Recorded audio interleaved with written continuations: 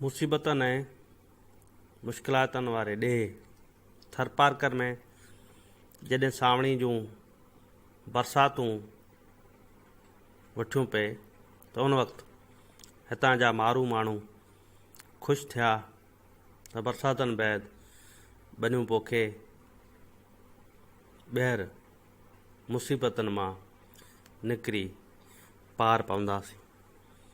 पर जीअं बरसातूं हलंदे ई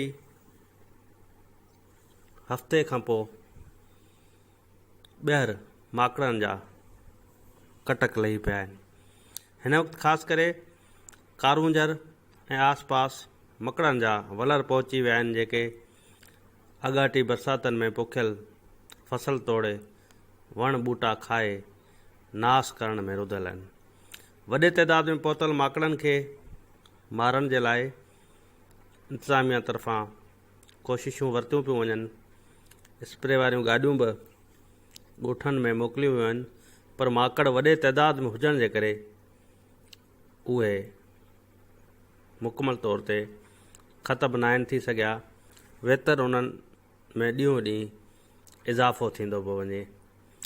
माकड़नि जा ॿीहर कटक लहण करे ऐं माकड़नि पारां छॾियल ॿचा जंहिंखे कंहिं चयो वेंदो आहे, उन वेतर तबाही मचाए छॾी आहे।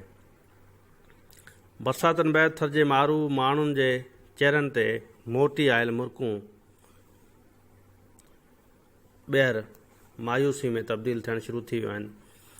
थर ते बादल छायल आहिनि।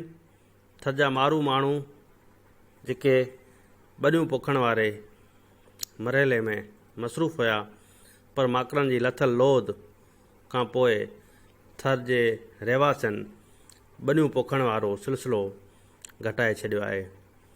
अक्सर करे थर जे इलाइक़नि में मारू माण्हुनि फसलनि जे थींदड़ नुक़सान तोड़े माकड़नि जी तबाहकारियुनि खां पोइ बनियूं पोखण वारो अमल रोके छॾियो आहे, जंहिं सबबु हिन वक़्तु किथे किथे एकड़ बेकड़ हारी बनियूं पोखण में मसरूफ़ आहिनि, त बाक़ी थरपारकर जे 90% इलाइक़नि में अञा ताईं मुकमल तौर ते थरनि पारां बनियूं पोखण वारो सिलसिलो शुरू नाहे कयो। उन जे करे त माकड़नि जे ख़ौफ़ सबबु थरवासी बनियूं पोखण खां लवाए रहिया आहिनि। इंतिज़ामिया खे घुरिजे त जहाज़ ज़रिए स्प्रे कराए थरवासियुनि खे हिन मुश्किलात वारी घड़ी मां ॿाहिरि